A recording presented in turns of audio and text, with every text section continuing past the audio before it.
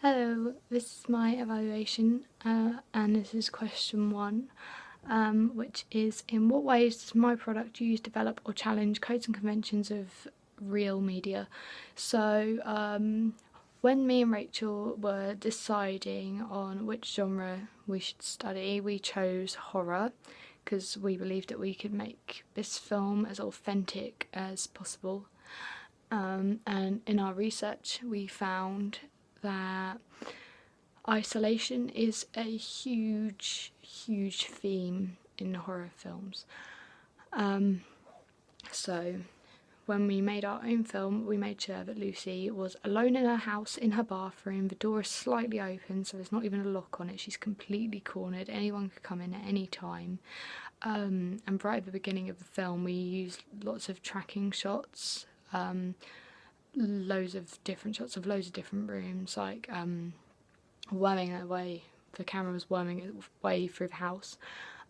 Just to really reinforce the fact that she is alone in this house. We included lots of messages, so we zoomed in on photos of Lucy and her little boy, with lots of cards, sympathy cards saying sorry for your loss. So it was quite clear that she had lost her son when we first entered the film.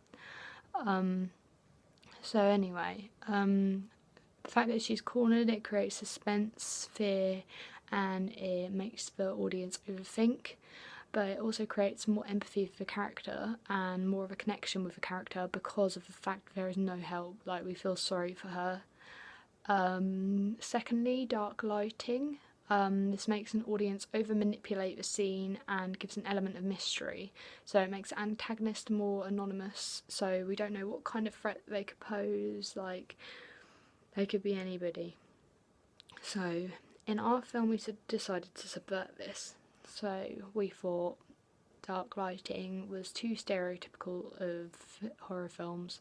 We wanted to be a bit different, so we kept a normal bathroom light on, normal lighting, but right at the beginning of our film we light some matches and we light some candles, so that when the light goes out and we have a power cut, the room is candlelit, which gives a bit of a creepy feel to it later on, and it makes the audience think they can see things that aren't there. Every shadow they see, they're overthinking it, they're trying to wonder what it could be.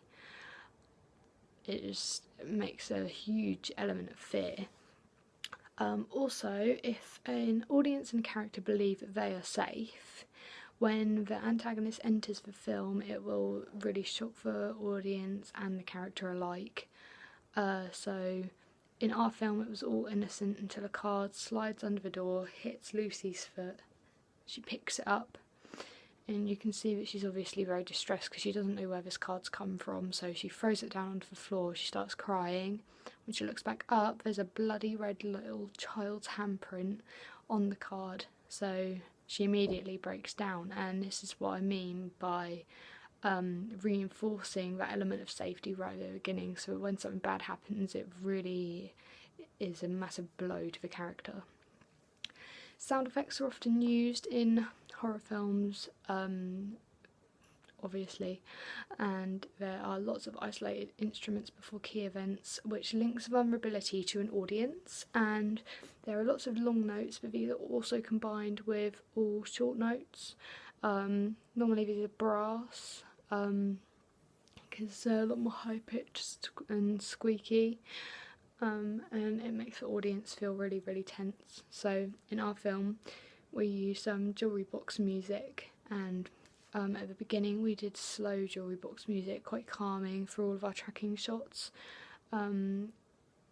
It's quite out of sync with the footage, so it does make you feel quite on edge, but right at the end we overlapped lots and lots of different jewellery box music sounds, which we've got off some free sound website, and it sounded really cool. And because it's so out of sync, it like just totally puts you on edge. You wonder what is happening, where is this sound coming from, can she hear the sound, is it the child's music box, we don't know. So yeah, it just gives a huge element of mystery. But anyway, that was question 1. Thank you very much for watching.